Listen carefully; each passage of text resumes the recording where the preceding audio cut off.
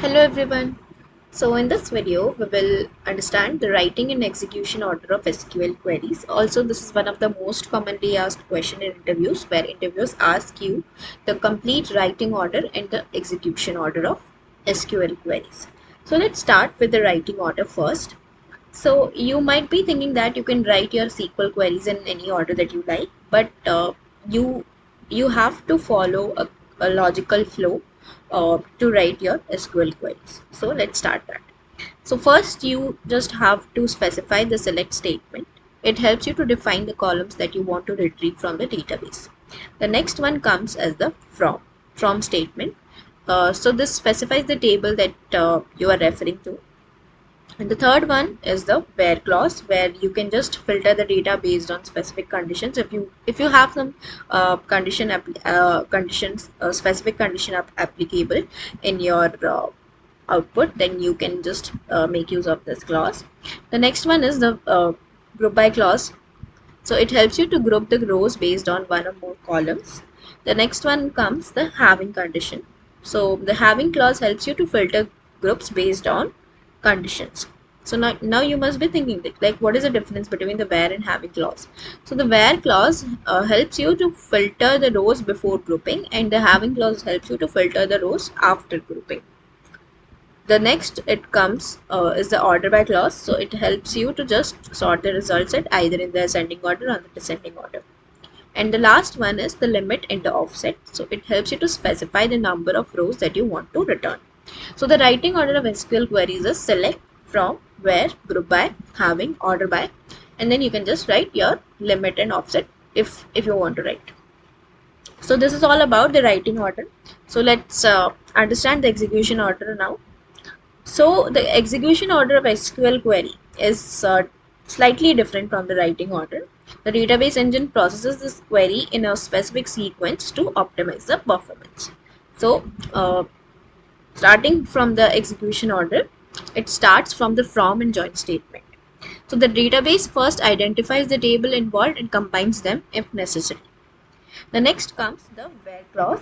So it helps you to apply the filtering condition to narrow down the result set. The third one comes the group by clause. Again, it groups the data according to the specified columns. The next is the having clause that helps you to filter the rows based on the given conditions after grouping. The next it comes the select statement. So here comes the select statement. It helps you to retrieve the columns that you want to display in your output.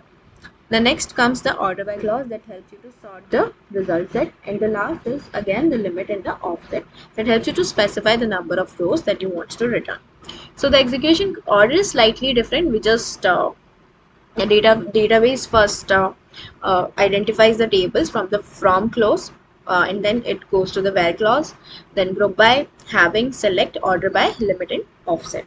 So that's all about this writing order and execution order. Let's understand with the help of a simple example.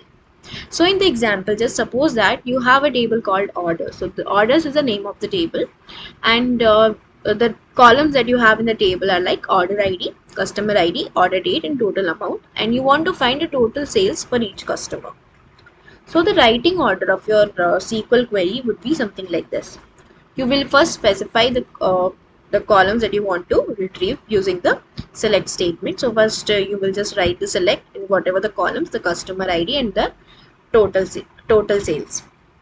Then you will just specify the table that you want to retrieve from.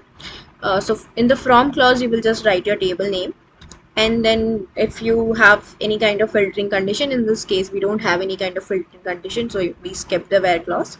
Then we wanted to group our data based on customer ID, so we just made use of group by clause on the customer ID column, and at the last we have just done the order by clause to just make sure that the total sales are arranged in the descending order. So this is how your writing order comes out to be. Now, if we talk about the execution order will be different. So it will be something like this. It will first specify. It will first specify for the table name, which is nothing but the orders. So from orders, and then it will go to group by, and then the whatever the columns that we want to retrieve, the select, and then at the last order by. So we can see that the writing order and execution order works this way. So that's all about this video.